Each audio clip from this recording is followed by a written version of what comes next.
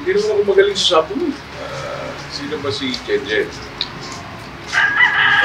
As long as I can remember, si Jenjen Arayata ay 6 na taon pa lamang ay mahilig ng pagmanok. Kasama ko mga pinsan ko.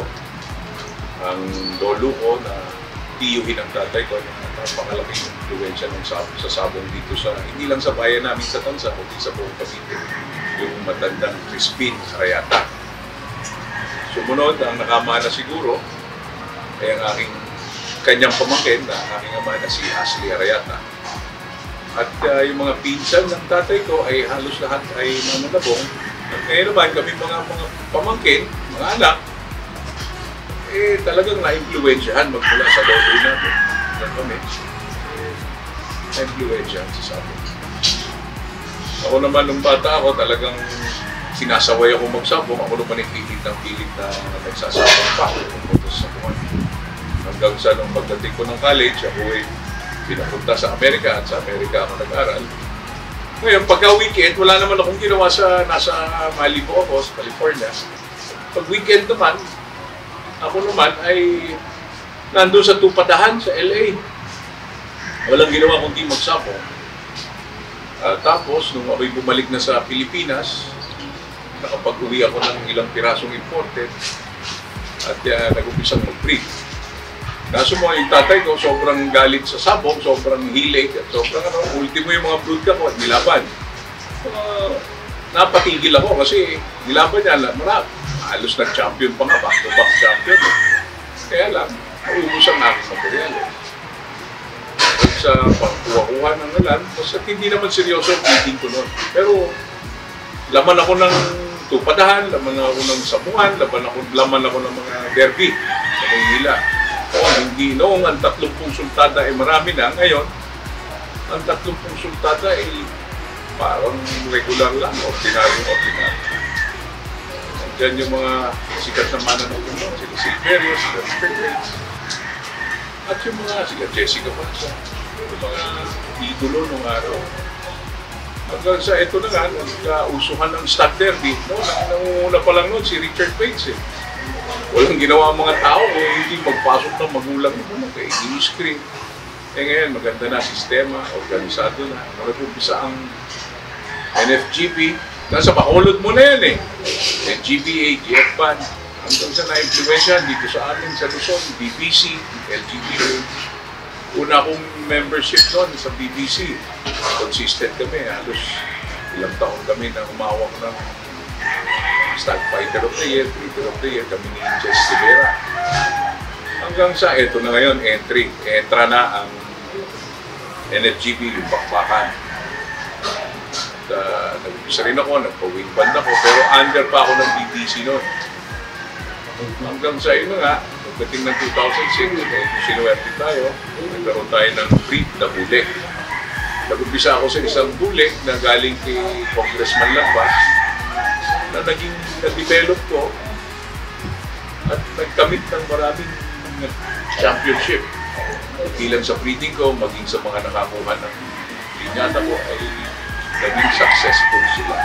Hanggang sa ngayon, sa taong 2019, dati, pag nagkaroon ng derby, wala akong makikita ng bulik. Kasi ngayon, bagsak pa sa luwet. Hindi na lang, nandyan ang bulik. Malaking influensya yun sa mga breeders na nag-breed ngayon. Halos lahat ng farm ngayon may binibreed na bulik. Yun yung masasabi nating legacy na natin. Pamana para sa mga masabog natin. Kasi yung sa Buanga White, noong 90s talagang nag-pick, ngayon wala na. O maaaring nandiyan pa rin, kaya lang kumbaga nakatago na. Pero itong bulik, tingin ko magtatagal magtatagal. Kaya ng pinanunod na mga sweaters na yan. Kaya lang ang tingin ko, yung mga sweaters kasi talagang pagkita mo sa mga dasi mo sila naglalaban. Kaya sinasabi natin consistent kasi pareho silang sweater. Kagaya ng isang Amerikanong breeder na nakausap ko at kaibigan ko, si Jesse Horta. Ang sabi niya sa akin, you have to dare everybody to be different. Kaya if you start breeding the same kind of birds, you lose your advantage. Ibig sabihin niya, iba ka. Para kakaiba ka. Sarili mo. Kasi nga, kung pare-pareho kayo i-breed, ano advantage mo? Pare-pareho. Diba? Kailangan iba ka sa lahat. Ito nga, ito. Nagawa ko para sa pulik na kulay. Siguro sa ngayon, napakaraming na influensya. Napakarami rin naman sumikat. Well, sabi mo nga itong pag-breed nito, kahit na ano sabihin mo, pag may nakitang pulik, kapit na yung pangalan ni Jenje Moreno. Siyempre, sa tulong din to ng tatay ko na si Ashley Arena. Salamat din kay Congressman Lapas. So naman lang talaga sa kanya ko nakuha yung isang bulka, tayo sa isang bulka, pinanggalingan. So ngayon, nag-iisip naman ako kung ano naman ang I'm daring myself to be different again. Para magbago. Ano tayo? Eksperimento ng iba-ibang kulay. Mag-iba tayo para makilala tayo. Look at Speaker Mitra. Ano pa naman yan? Mitra 56. Kasi he dared to be different. Ngayon, ano bang bloodline ng sumisikip na ito? Aside from Julio. Blacks ngayon. Ngayon, you have to reinvent. Or you have to experiment. Sa pagpapasabong naman, siguro, ako kasi may maliit na sa mga dito sa akin, sa Cavite, sa Bansa. Kinakailangan lahat ng bagay patas. Kasi pag hindi ka patas, magagalit sa iyo ang tao. Pag nakita ng lalamang ka, hindi maganda. At saka, ang aking pananaw sa mondo ko cheating equals karma. So pag nakadaya ka ngayon o nakalamang ka, huwag mo sabihin daya, nakalamang ka dahil sa sintensya. Pagbalik niyan sa'yo, yung tama mong kaunti, pagbalik niyan sa'yo, maraming kaso sa alaman. Kaya hindi gan pare, laging patas. Paglalaban sa pagpapasabong, ayos lang. Naagabyado ka minsan, isipin mo na lang sa susunod na pusta ko, mananalo naman ako sigurado. Ngayon, sa pagtatari naman, ingatan nyo ang pagbili ng tari. Plus, humanap kayo ng isang material sa paggawa ng tari na yung tama talagang blade na gagamitin. Kasi sa dami na sa market ngayon, alam niyo naman ang online seller, tapos Facebook, ang laki ng influensya dyan. Minsan yung mga manggagawa, minamarket na lang kayo. Pero kayo mismo ang maghanap. Pagka yung bakal na yun na lang yung gamitin ninyo. Huwag na kayong gumamit ng kung ano-ano pa. Pero syempre, you seek the advice ng mga experts. Sa pattern, kanya tayo ng gusto, alin yung consistent sa inyo, yun. At saka, try to breed birds, o kung hindi nyo kaya mag-breed ng bird, bumili kayo ng manok na ang tuhod ay, kung magasabot nila, 11. Kasi sa tingin ko, ang galaw ng manok at ginagamit nila para tayo ng kapwa manok, ay yung paa nila na nakalagay ang tatay. Pagka medyo pike, hindi ko naman sinasabing talo yan. Kaya lang, ang galaw niyan sa ibaba, mas maganda compared sa mga pike. Kasi wala naman kayong nakikitang athlete na basketball player na pike. Boksingero, pike. Mga tennis player, pike, di ba? Kasi mas maganda silang gumalaw eh. Mas maganda footwork nila. Phenomenal or exceptional na lang yung mga piki na athlete na talagang super galing. Kaya ni Jody Boy Peñalosa, di ba? Polio victim, pero world champion.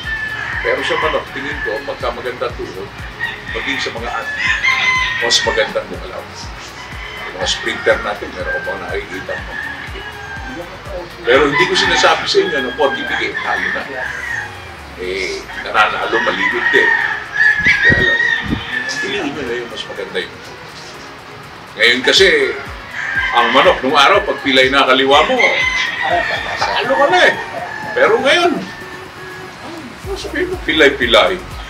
Pagka pinapatay ka pa, yung namimilay sa tare, namimilay pala ha, namimilay. Doon ka na sa kapila, may ko tayo, pagpalo, patay, di ba? Kaya yan ang mga nagpapaubos ng mga wise. Ubus palagi wise, di ba? Kasi ngayon talagang ang level ng competition sa sabong, pantay na. Kung sinasabi mo magaling ka ng breeder, malaki kang breeder, bumibili ka ng magagaling na mga, tatalunin ka ng isang backyard breeder na ang ilalaban nila yung talagang alas nila, yung pambato nila. Kailang isang best din lang sila matatalo, isang best din lang. Kasi isa lang yung pambato nila. Wala na ngayon yung consistent na champion. Itong season na ito, maaari maging consistent pa. Pero next season, lang. Pero sa pananaw ko, if you can maintain a 70% winning percentage, okay na yun. 80% winning percentage sa sabong, sa akin is perfection. Kung 80%. 70% pa, hindi ka na nun. Pero pag tinignan mo yung passbook mo o bankbook mo, at the end of the year, wala pa rin laman. Kasi, dito sa sapo, yung winnings mo, nire-reinvest mo ulit sa sapo. And what you're investing is, you're investing in your happiness. Kasi kung saan ka masaya iba eh. So kagaya ko, ang ginagawa ko kasi, panalo nga ako. Natalo ako sa Travisya. Lena din talo ako sa Travisya. Nanalo 3 manok ko. Masaya pa rin ako. Kasi naging invest ako sa happiness ko, sa kaligayahan ko. Ang alam ko kasi, yung manok, kagaya nung marami akong kaibigan matatanda. Kita ko, mahina na. Pero mga sapang na rin. Ang ginagawa ko, binibigyan ko sila ng manok. Sa pamamagitan nun, nakikita ko masaya sila, ni-extend ko yung buhay nila. May maduktungan mo ba, 1-2 taon? Masaya ka na rin. Kasama mo na nandun sa samuhan, masaya sila. At saka marami sa mga breeder sa Amerika, mahaba buhay. Maabot ng 90 anyos. At saka sinasabi nila, ito ang nag-extend ng buhay nila. Kaya ako, tingin ko, ito nagpapasaya sa akin. Pagka ba ang tao laging masaya, mahaba buhay. And they say, laughter is the best medicine. Ang achievements kasi lahat naman yung championship. I won the World Slasher, I won the Pampangan. Pero yun kasi hindi yun eh. Ang achievement ko is this legacy na makapag-breed ako ng huli na maraming na-influence. And I can call it my own. Kasi sa ngayon, kaya ako bigay ng bigay dito sa hometown. Pagka ba sinasabi galing sa iyo, iba yung pakiramdam mo. Kaya sinasabi niya, hindi niya dali dyan. Masaya ka na rin ako kasi pag pumalik sa ground. Diyan na ni mo yan siya, nanalo. Minsan may magte-text na, sir, nanalo ko yung paglaro ko sa ito. Nanalo ko yung ito. Yun mo rin. Wala ka na masasabi pa. So now, yun ang sabi ko kanina earlier, gawain natin na the Bullock record speaks for itself. Try ko itong ito. So far, so good. Okay pa rin, mataas din ang winning percentage. 70 plus. Kailangan manalo ulit tayo. Sa ngayon, talagang ano ko lang. Kasi talagang wala akong magagawa. Kailangan ang baon mong swerte pag nagpunta ka sa derby. Isang dump truck na swerte. Kasi ako, nasali ako, marami ako nilalaban. Minsan, 3, 4 ang entry ko, walang makatres at 3 stud. Pero yung percentage nandun. Ang nangyayari, ang magiging score, tignan 2 panalo, 1 talo. Yun ang number 1 selection. Yun yung pagtugma-tugma. Pag dumating na yun, siguro dumating na yan, swerte ka na. Swerte ka na. Malaking, para sa akin, malaking influensya talaga. Sabi nila, magaling ang manok. Kahit na anong galing ng manok mo, kahit na anong winning line yan, nadaan sa tao yung malas, nasunod ang manok. Para sa akin, hindi ko naman nilalat. Baka isa ibang tao, alagaan mo ang manok mo, pagalingin mo. Talaga namang inaalagaan natin, pinagbubuti natin. Kaya lang, wala ka mo. Swerte. Pag uwi mo, bit-bit mo, manok mo, talo na, iluluto nyo. Tagal pong palambutin. Pero ito, we are investing in our happiness. Nanay ba ito? Walang balik to sa akin. Para sa akin, walang balik. Dito yung epekto sa pag-iisip. Masaya ka pala. Mas kaya lang, pag may stress ka rin, pagka nakita mo, mga sisiw mo, may sakit eh. At saka ito pala, advice ko lang sa mga nag-treat. Based sa experience ko ngayon, sa dami ng sakit na kumakalat, sa baboy nga, may ESM, may food and all that. Ngayon sa mga manok, ang dami ng klase, di ba? Una, ito, yung logic ko, a lot of people would disagree with me. Una, tungkol dito sa vaccine program mo, kalimitan sinasabi, bakit ka maglalagay ng vaccine na wala naman sa farm mo? Ako, ang masasabi ko dyan, kailangan eh. Bakit?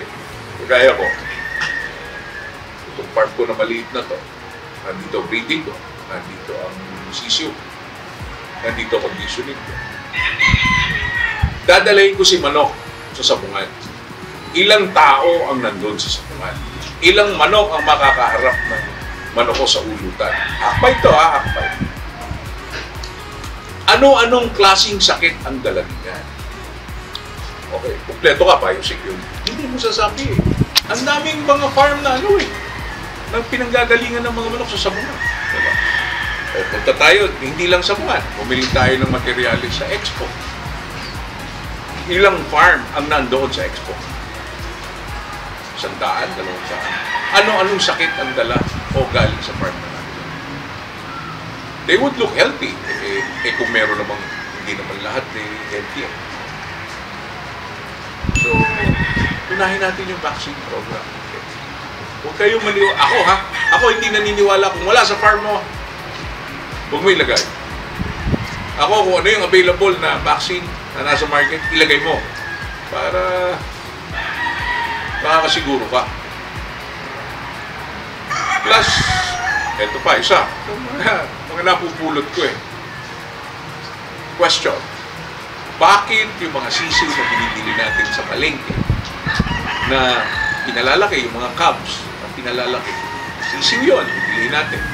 Para ihanda natin kung kailan. Fiesta, ilagay natin, fiesta. Alagaan natin ng 3 buwan, 4 buwan. Para sa fiesta, malalaki na sila. Makakatay natin. Bakit yung mga manok na yun hindi nagkakasakit? Ang pagkain, minsan kanin, minsan mas, may walang vitamins at inumin. Buhay, hindi nagkakasakit. Ano pagkakaiba niyan sa manok natin? Manok yan eh. Sa mga panapong natin, manok yan eh. Walang pagkakaiba yan. O, sige pa, isa. Ito pangalawa, yung mga kinukulayan, mga fiesta, postcard, palabunutan, pe-premiuhan yung mga dikulay na sisiw. Di ba? Galing din doon sa mga breeders, broilers. Binibili ng mga bata after 3-4 days, aalpasan na ng mga bata. Buhay din, hindi nagkakasakit. Ang tingin ko, maganda yung program na vaccine ng mga magulang nila. Yung mga broodstock nila. Tapos napag-alaman ko, correct me if I'm wrong, ang gamit nila na breeders, hanggang 14 months old na, pinakal na nila. So, kayo na mag-isip. Tulungan nyo na rin ako mag-isip. Kaya ngayon, next year, siguro hanggang 2 years old na lang yung broodstock. Dalawang beses ko na lang gagamitin yung roots ako na babae. Babae, hindi lalaki. Kasi yung sinasabi nilang maternal immunity eh.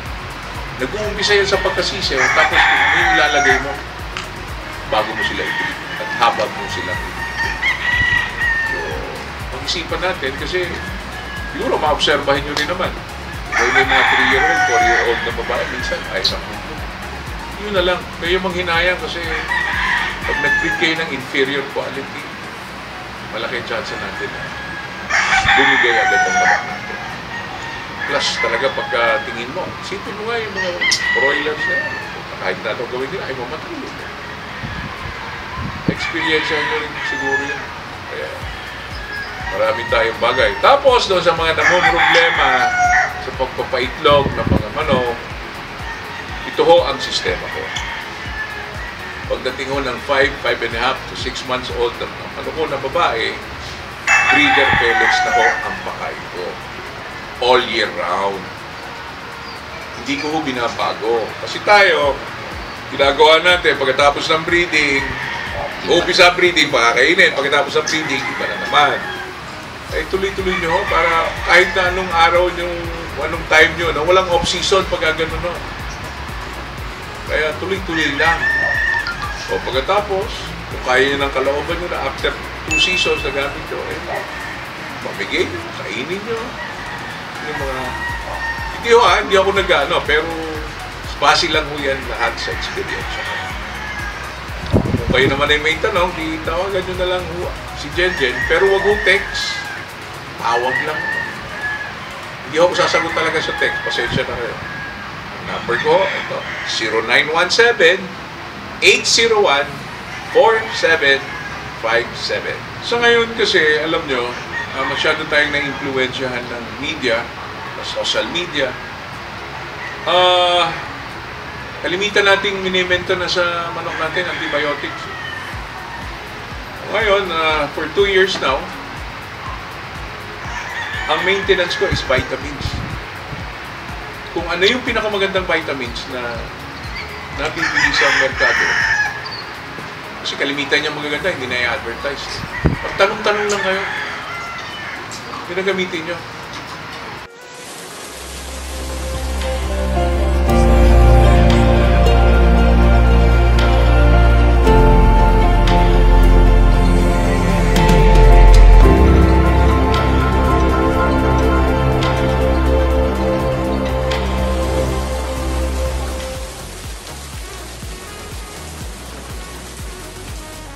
Hanggat maaari sa pagpapalaki ng manok nyo, kumpleto ang vaccine program nyo, antibiotic free. Kasi tingin ko, pag kayo ay nagbinte na ng antibiotic, pag nagkasakit na manok nyo, mahirap ng pagkabutin. Eh, panetiliin yung healthy through antibiotic, through vitamins, Through vitamins.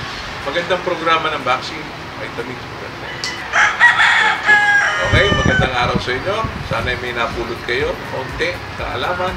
Kung may mali man akong masabi, sa tingin nyo yung mali, huwag nyo tanggapin. Pero sa tingin nyo naman ay tama, pag-aralan nyo. Pag-aralan nyo yung mga sinabi ko. Sana nakatulong ako sa inyo kahit ito para sa mga pinabahagi kong kaalaman. Maraming salamat po. Ito po si Jenjen Arayata at mabuhay tayong lahat.